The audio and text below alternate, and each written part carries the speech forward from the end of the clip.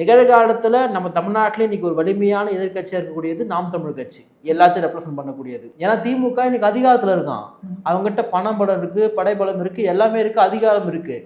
அப்போ அவங்கள விழுத்தணும் அப்படின்னா இன்னைக்கு விஜய் மாதிரி ஒரு பாப்புலரான ஒரு முகம் திமுக வந்து ஒரு தீய சக்தின்னு சொல்லும் பொழுது அது எல்லா இடத்துலையும் போய் கொண்டு போய் சேருது. விஜய் இப்படி தான் பேசணும்னு நான் எதிர்பார்க்குறேன். இன்னும் ஓப்பனாக இறங்கி அடிங்க, பேர் சொல்லி அடிங்க. நாம் தமிழ் கட்சி மேலே நிறையோ குறையோ அது எல்லாத்துக்கும் சேமா நான் கை காட்டுறோம். ஆனால் விஜய்க்கு என்ன சொல்லுவாங்க, ஜானுவரி அப்படியே சொல்லி கொடுத்தாரு, ஆதவஜரா சொல்லி கொடுத்தாரு, இன்னொரு பிராண்டிங் மாஸ்டர் இருக்காரு, கரூரும் ஈரோடும் பக்கம் பக்கம் தான், ரொம்ப தொலைவுலாம் கிடையாது. அப்போ அந்த தாக்கம் எனக்கு தெரிஞ்சு இல்லைன்னு நினைக்கிறேன். விஜயுடைய அந்த பேச்சு இன்னைக்கு மேம்பட்டு நான் பார்க்குறேன். திமுக போட்டு அடியே நடிச்சிருக்காரு, அது வரைக்கும் சந்தோஷம். விஜய் பேசனோட விட்டுட்டேன்.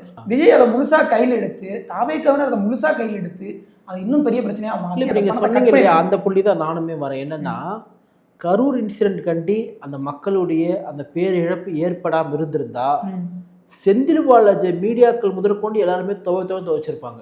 எப்பவுமே சீமான் அண்ணன் வந்து இந்த மதம் சார்ந்த அரசியல் பண்ணவே மாட்டார்.